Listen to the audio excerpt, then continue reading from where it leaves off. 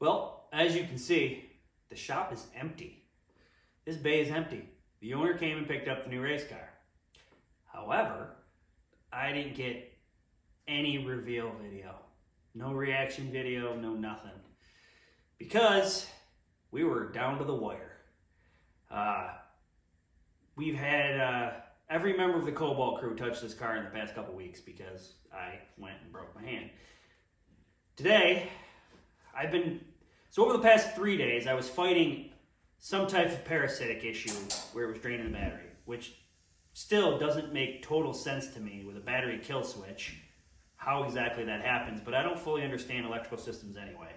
I don't know, it's just one of those things that I don't get it. I can fabricate, and I can drive anything with a steering wheel, but electrical, I don't know, it just doesn't work. So, at first I figured it was a battery issue, because the car fired up and ran fine when we put the harness in it, and we started it a few times that day and it was fine.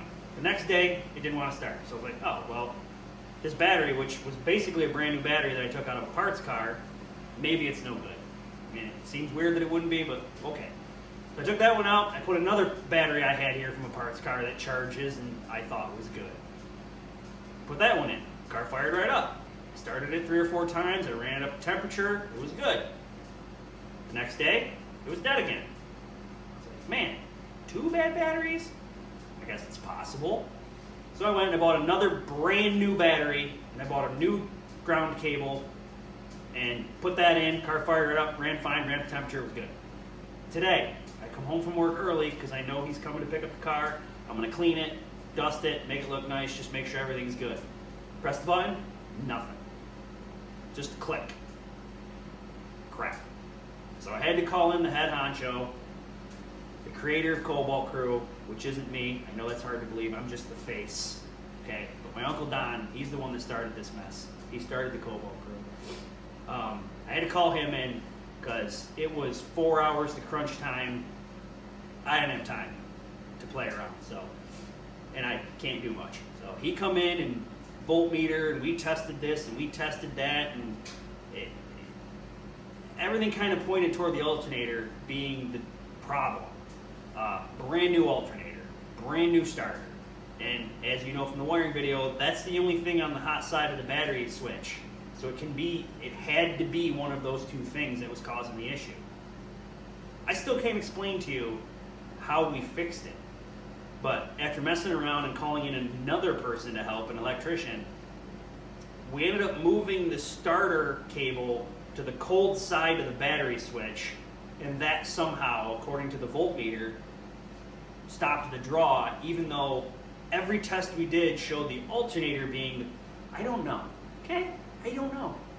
I don't understand electrical. I'm not sure how that was the issue. I don't know. But it's fixed. I really hope it's fixed. Seems like it was fixed. Then, right as the car comes down off the lift, of me tightening everything up and zip tying and cleaning up everything, right as it comes down off the lift, the owner shows up, the doctor. He shows up, walks in the door right as the car's coming down the lift. So I didn't get any reveal footage, I didn't get any reaction footage of him seeing the car for the first time. But this is the video. You get to see the car for the first time with the shoey graphics on it. But that's not the end of the story. We checked the car all over, he loves it, it's great. He hops in it to go load it up, because those of you that know the doctor, he's not a big guy.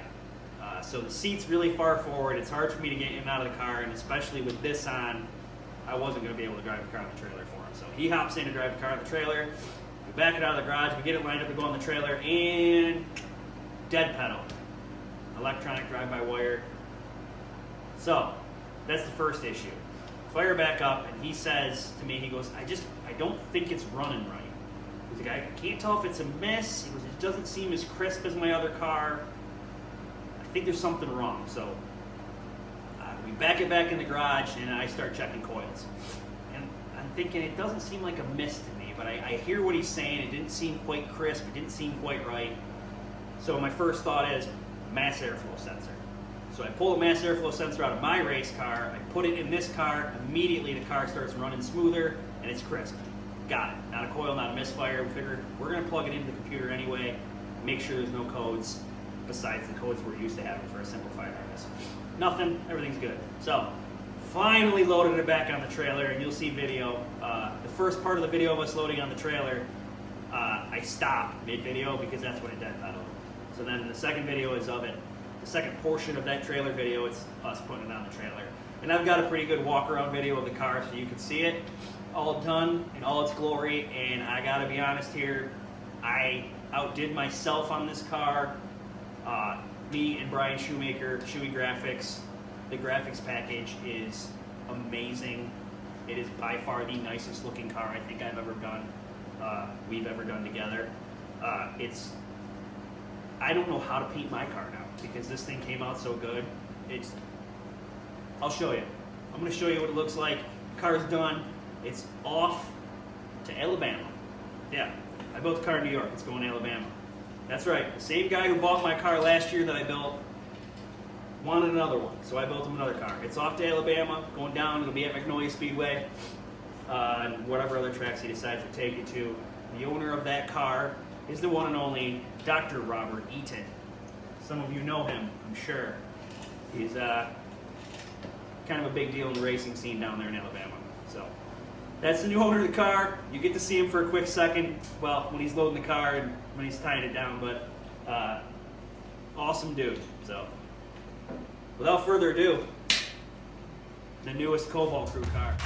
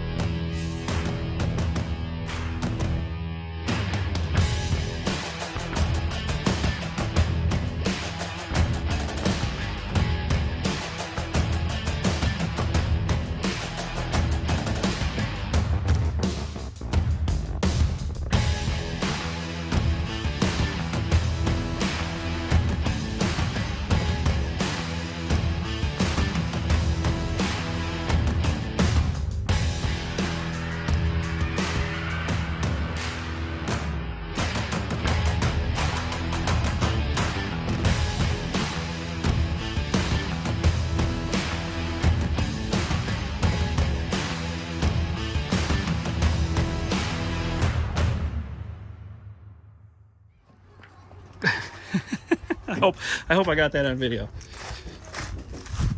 I hope you can hear the kid across the street yelling, "Oh, race car."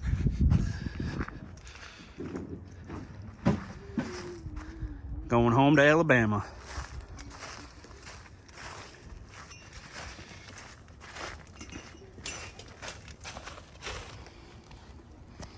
Now what I've been doing... Say hi, Doc. Hey! Alright, YouTube. That's it. That car is done and gone. On its way to Alabama. Do some racing down there. You guys that are down there will probably see it at a few of those local tracks down there. But now we're on to the next project. And next on the list is going to be my car. So we're going to get a parts car in here in the next episode, hopefully. And I got 1 week left of this. This thing comes off on the 27th, so 1 week of this left, and then we can get back to it. We'll get that parts car in here, and I'll get the body stripped off of that. You can see how I do that. We're going to yank the motor out of that thing too, because it's actually my uncle's parts car, and he just wants the motor. So he's going to take the motor. I'm going to steal the body off it to rebody my car. We'll go through that whole process. It's going to be a good time, especially since I get this thing off. But right now I'm getting ready to make some taillight graphic kits, because somebody wants one. So I'm going to whip off these today and send them out. But you don't need to see that. We'll catch you next time. So keep it creative and happy building.